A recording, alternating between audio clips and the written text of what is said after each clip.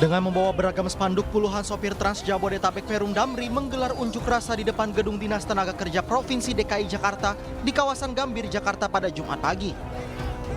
Aksi ini dilakukan untuk mengadukan nasib mereka kepada pihak Dinas Ketenagakerjaan perihal pemotongan uang makan sebesar Rp55.000 per hari. Diketahui pemotongan uang seharusnya dibayarkan secara keseluruhan di akhir periode bersamaan dengan gaji mereka telah dilakukan sejak bulan Maret kemarin. Meski telah bermediasi dengan pihak perusahaan, namun massa mengaku permasalahan ini tidak membuahkan hasil. Ini sudah kami lakukan berbagai mediasi dengan perusahaan, tetapi memang kami tidak mendapatkan hasil dan kami memang mendapatkan keputusan-keputusan sepihak yang tidak atau yang sangat merugikan kami begitu. Jadi ini sudah berkali-kali, tapi langkah terakhir yang kami lakukan adalah mengadukan nasib kami, karena kami sadar bahwa tidak ada satu badan pun atau serikat yang akan melindungi dan membela hak kami. Selain permasalahan pemotongan uang makan, mereka juga mendesak Dinas Ketenagakerjaan DKI bisa melakukan mediasi terkait pembayaran upah di bawah UMR. Dari Jakarta, Rani Sanjaya, iNews melaporkan. Pemirsa, ratusan massa dari Aliansi Rakyat Bone menggelar aksi unjuk rasa di kantor Komisi Pemilihan Umum atau KPU Bone, Sulawesi Selatan. Pendemo menuntut Ketua KPU Bone yang diduga melakukan tindak kecurangan pada pemilu 2024 lalu untuk mundur dari jabatannya.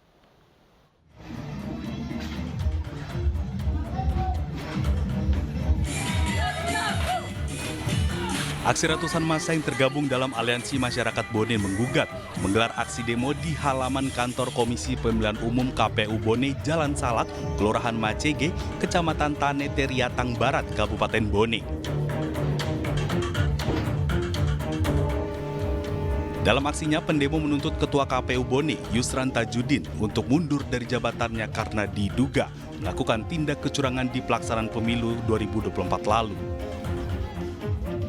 Ketua KPU Bone diduga meminta salah seorang panitia penyelenggara kecamatan PPK untuk melakukan markup suara pada salah satu calon legislatif. Dugaan tersebut muncul dengan beredarnya di media sosial tangkapan layar percakapan yang diduga antara Ketua KPU Bone dengan salah seorang anggota PPK. Tak hanya itu, beredar juga video melalui WhatsApp terkait percakapan yang diduga juga dilakukan oleh Ketua KPU Bone dengan PPK.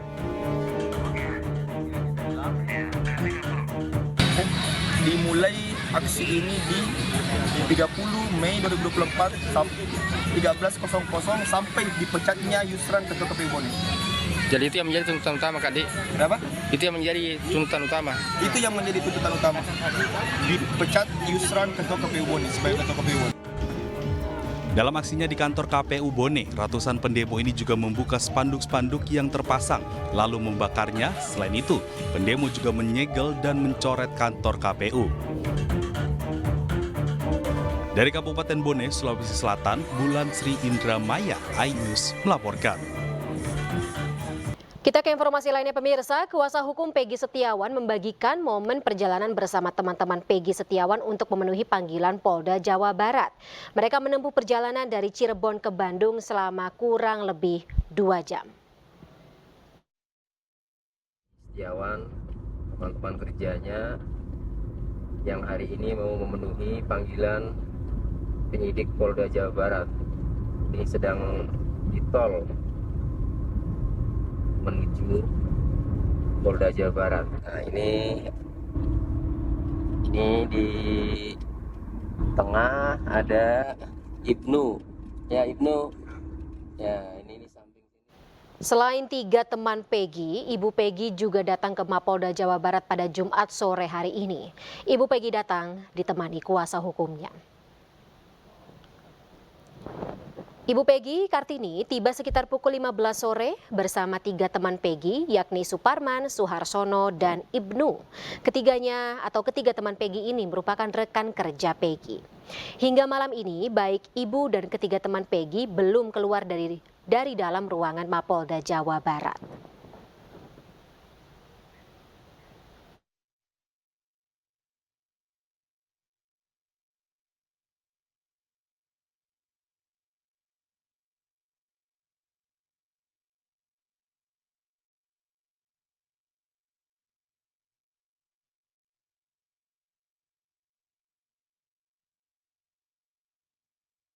Ya, hari ini 3 teman Peggy Setiawan diperiksa oleh penyidik Mapolda atau penyidik Polda Jawa Barat dalam kasus pembunuhan Vina dan Eki. Kita akan mengetahui bagaimana perkembangan dari pemeriksaan ketiga teman Peggy saat ini sudah terhubung dengan Irfan Budiawan di Mapolda Jawa Barat. Irfan, selamat malam. Sampai dengan saat ini pemeriksaan masih berjalan. Apa-apa saja mungkin poin yang bisa Anda kabarkan kepada kita terkait dengan jalannya pemeriksaan pada hari ini dan rencananya jam berapa teman Peggy akan keluar dari pemeriksaan?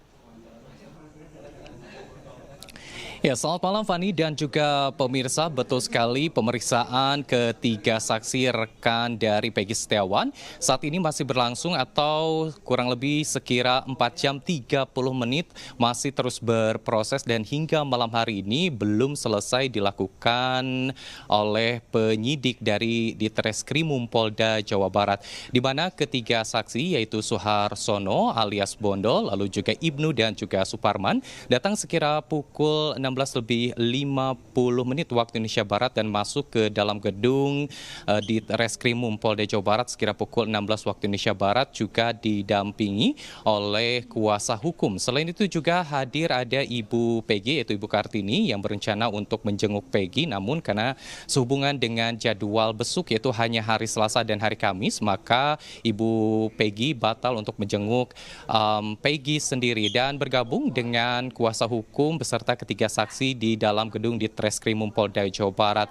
Pemeriksaan hingga saat ini terus dilakukan dan hingga saat ini masih belum ada tanda-tanda pemeriksaan selesai, dan berdasarkan informasi yang kami peroleh bahwa di dalam ketiga saksi ini didampingi masing-masing oleh 2 pengacara dari tim kuasa hukum yang hadir ataupun juga tim kuasa hukum dengan total yang sempat didaftarkan ke Mapolda Jawa Barat yaitu sejumlah 64 kuasa hukum. Namun untuk hari ini masing-masing saksi yaitu total ada 3 saksi didampingi 2 pengacara yang hadir dalam pemeriksaan di Ditreskrimum Polda Jawa Barat, di mana sebelumnya surat yang dilayangkan terhadap kuasa hukum untuk memanggil ketiga saksi yang merupakan rekan dari Peggy Setiawan, yaitu pada saat diterima, kuasa hukum meminta pemeriksaan dilakukan di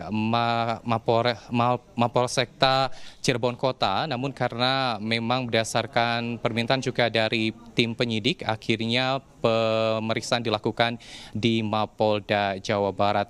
Ketiga saksi ini yaitu Suharsono alias Bondol, lalu juga Ibnu dan juga Suparman merupakan rekan satu kerja dengan satu profesi yaitu kuli bangunan. Dan berdasarkan wawancara sebelum ketiga saksi memasuki gedung Ditreskrimum Polda Jawa Barat, kami sempat meminta keterangan bahwa ketiga saksi yakin tersangka Peggy tidak bersalah dalam kasus pembunuhan Vina, karena berdasarkan keterangan dari salah satu saksi yaitu Suharsono ataupun juga Bondol menyatakan pada saat hari kejadian yaitu pada tanggal 27 Agustus 2016, Peggy dan juga Ibnu ini sempat mengantar Suherman pulang ke Cirebon menggunakan kendaraan umum, yaitu mengantarkan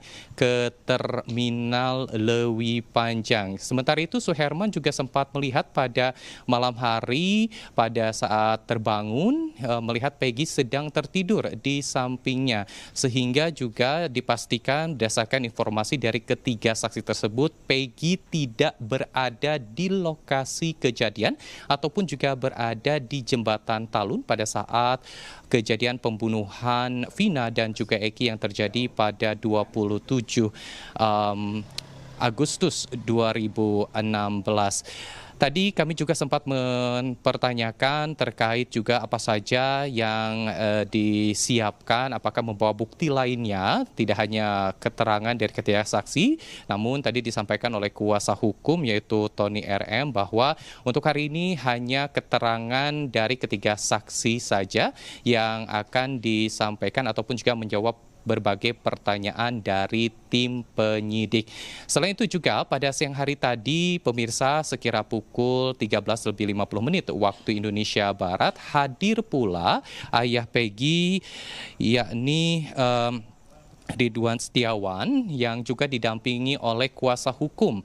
Tujuan dari Ridwan Setiawan, Peggy ini juga sama seperti ibu dari Peggy, ingin membesuk Peggy, namun sekali lagi ditolak karena hari besuk ini hanya diperkenankan pada hari Selasa dan juga hari Kamis, sehingga diperkirakan akan kembali menuju ke Mapolda Jawa Barat pada hari Selasa ataupun juga pada hari Kamis mendatang sehubungan dengan kondisi dari Peggy yang juga masih dalam kondisi sakit, pemirsa.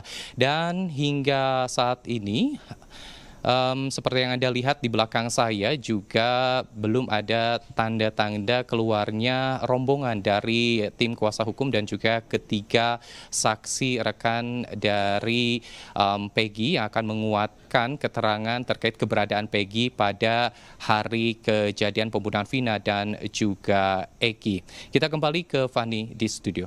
Baik, Irfan Budiawan, terima kasih atas informasinya. Selamat kembali bertugas.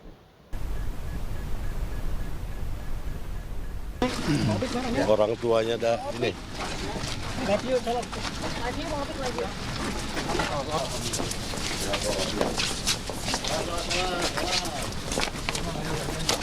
Dengan didampingi kuasa hukumnya, pemirsa, ayahanda Peggy tiba di Mapolda Jawa Barat untuk menjenguk anaknya yang ditahan setelah ditetapkan sebagai tersangka dalam kasus pembunuhan Vina dan Eki.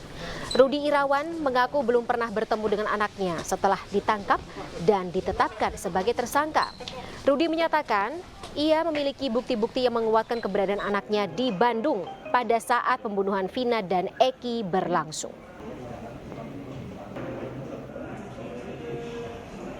Yang mau disampaikan ke Peggy-nya, Pak?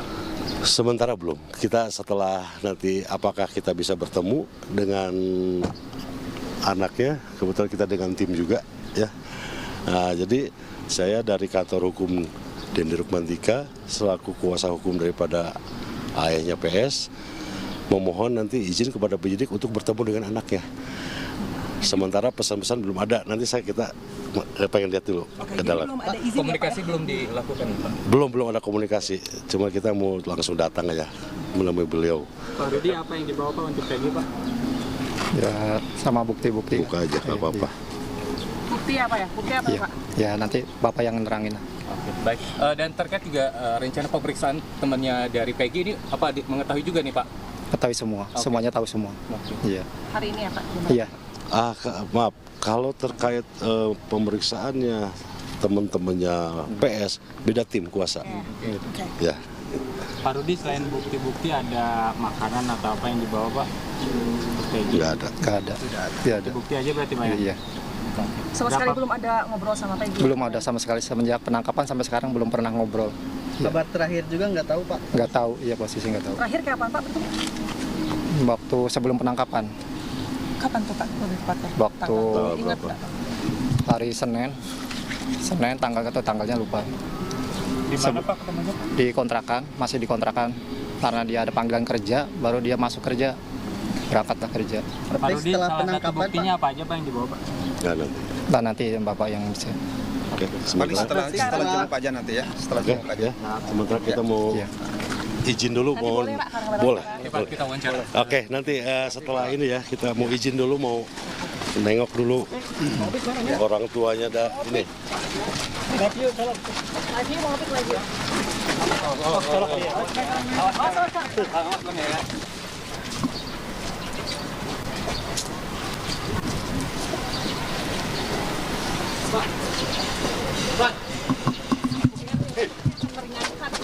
ini gimana harapannya nih Pak? Mudah-mudahan ada keadilan lah, bahwa Peggy tidak bersalah. Pak, kemarin kan seperti surat Pak Presiden, ada harapan atau surat nanti dituliskan Pak ke Pak Presiden? Ya, mudah-mudahan. Ya mudah-mudahan lah Presiden bisa menunjukkan orang yang benar, orang yang bersalah. Berarti ada harapan besar untuk Presiden, Pak? Insya Allah ada. Pak, ini terkait ada saksi baru nih Pak. Tambahan dari saksi kunci juga. Ya. Ada namanya Mel Pak. Gimana Pak tanggapannya? Menyebut dia melihat kejadian Peggy ada di situ terlibat. Belum bisa komen nanti ya. Belum bisa. Nanti aja. Terkait perubahan nama Peggy sendiri Pak, seperti apa yang dikenalkan oleh Bapak kepada masyarakat umum Pak? Sudah disampaikan kemarin. Sudah disampaikan sama Pak Dendi, pengacara saya.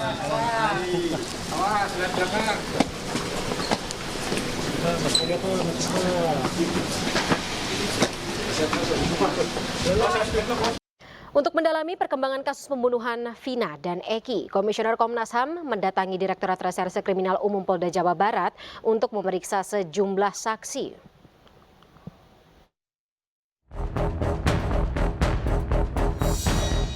Komisi Nasional Hak Asasi Manusia mendatangi Polda Jabar. Hal tersebut dilakukan guna mendalami aduan dugaan pelanggaran HAM di kasus Vina. Komnas HAM menuturkan telah memeriksa sejumlah saksi untuk mengetahui perkembangan kasus Vina. Namun, Komisioner Komnas HAM tidak menjabarkan siapa saja yang diperiksa. Komnas HAM masih belum bisa menyampaikan hasil pemeriksaan. Saat ini, tengah dalam proses mendalami fakta-fakta serta menggali informasi dari terpidana dan juga pelaku. Nanti akan kami sampaikan setelah penyelidikan selesai ya, Polri. Ada saksi yang kami periksa tadi. Bisa disampaikan hasilnya, Bu? Belum bisa. Kalau kami masih mendalami, masih mendalami. Ya. Siapa? Bisa dijelaskan, Bu, saksi yang ditemui, Bu? Kami ya itu karena masih dalam perlindungannya, kami bisa menjelaskan. Masih dalam pelindungan LPSK. Jadi kami nggak bisa jelaskan. Artinya setelah ini masih ada pertemuan-pertemuan lain, Bu? Masih Kami masih mendalami banyak. Dengan siapa lagi? Semua saksi. Dengan terpidana nanti kita akan menggali informasi. Meski belum bisa menyimpulkan hasil pertemuan di Polda Jabar, namun Komnas HAM menyebutkan telah menerima 2 aduan pelanggaran HAM di kasus pembunuhan Vina. Dari Bandung, Jawa Barat, Muji Prayitno, iNews melaporkan. Tim kuasa hukum Peggy Setiawan mengajukan penangguhan penahanan dan meminta salinan BAP ke Polda Jawa Barat. Dalam BAP ulang, 5 dari 6 terpidana mengaku Peggy bukanlah pelaku pembunuhan Vina dan Eki.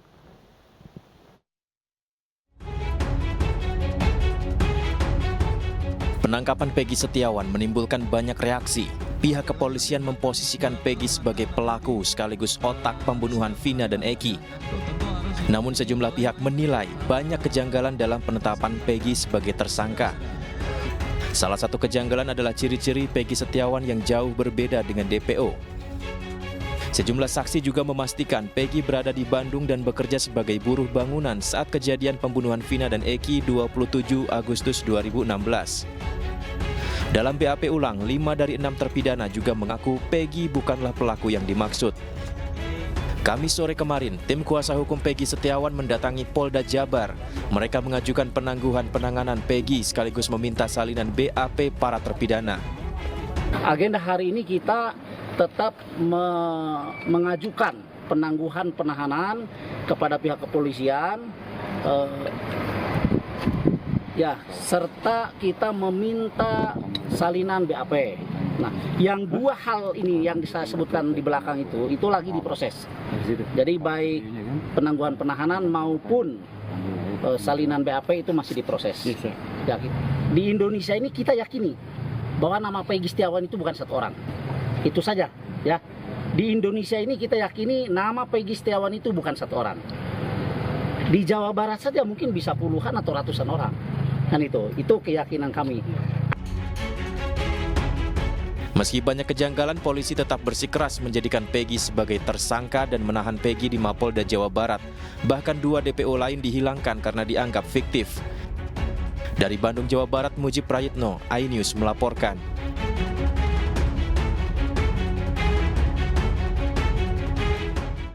Sementara itu, 4 geng motor di Cirebon, Jawa Barat menegaskan 8 terpidana dan 1 tersangka dalam kasus pembunuhan Vina dan Eki bukan bagian dari mereka. Mereka juga menekankan tidak ada perseteruan yang terjadi di antara 4 kelompok tersebut.